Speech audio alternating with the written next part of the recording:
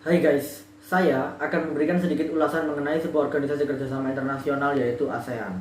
ASEAN merupakan bentuk kerjasama ekonomi regional antara negara-negara Asia Tenggara. Kerjasama ini mencakup berbagai bidang seperti bidang ekonomi, sosial, budaya, dan politik. Organisasi ASEAN ini didirikan pada tanggal 8 Agustus 1967 di kota Bangkok. Pada awalnya jumlah anggotanya hanya 5 negara saja, yaitu Indonesia, Malaysia, Thailand, Filipina, dan Singapura. Kemudian pada tahun 2010 jumlah negaranya menjadi 10 anggota, yaitu pertama Indonesia, Malaysia, Singapura, Thailand, Filipina, Brunei Darussalam, Laos, Kamboja, Vietnam, dan Myanmar. Tujuan berdirinya ASEAN pertama adalah menjaga dan mewujudkan terciptanya perdamaian dan kestabilan di kawasan Asia Tenggara. Kedua, mempercepat dan memajukan proses pertumbuhan ekonomi, sosial, dan kebudayaan di kawasan Asia Tenggara. Ketiga, menciptakan dan membangun kerjasama yang aktif dalam bidang industri, perdagangan, dan pertanian. Keempat, mengembangkan ilmu pengetahuan antar negara.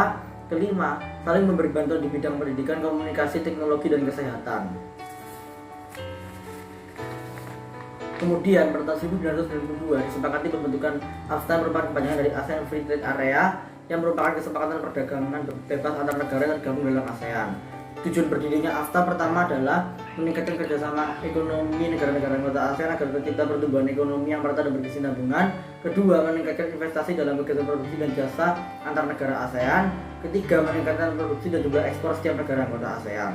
Kemudian pada KTT ASEAN tahun 2007 disepakati target pembentukan masyarakat ASEAN pada tahun 2015. Masyarakat ASEAN terdiri dari 3 pilar, yaitu masyarakat politik keamanan ASEAN, masyarakat sosial budaya ASEAN, dan masyarakat ekonomi ASEAN. Masyarakat ASEAN menjadi fondasi dalam kerjasama ASEAN menuju sebuah masyarakat yang saling mengerti dan mendukung. Kemudian dibentuklah 4 tujuan pembentukan masyarakat ekonomi ASEAN. Pertama adalah mewujudkan ASEAN sebagai kawasan pasar tunggal dan basis produksi dengan dipermudahnya arus perdagangan untuk sektor barang, jasa, investasi, pekerja terampil, dan modal. Yang kedua adalah menjadi kawasan memiliki daya saing tinggi di dunia. Untuk itu dilakukan antara lain kerjasama energi, perpajakan, serta pengembangan usaha kecil dan menengah. Ketiga, mewujudkan suatu kawasan dengan pembangunan ekonomi yang merata. Dan yang terakhir adalah berperan aktif dan berintegrasi penuh dalam ekonomi global.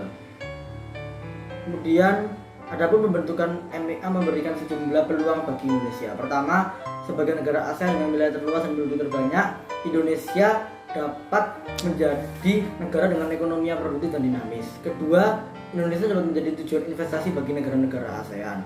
Ketiga, Indonesia berpeluang meningkatkan ekspor antar negara ASEAN atau intra-ASEAN. Keempat, hambatan tarif sudah tidak ada sehingga kelancaran arus barang sebagai pasokan barang jadi atau setengah jadi di kawasan ASEAN dapat lebih terjamin.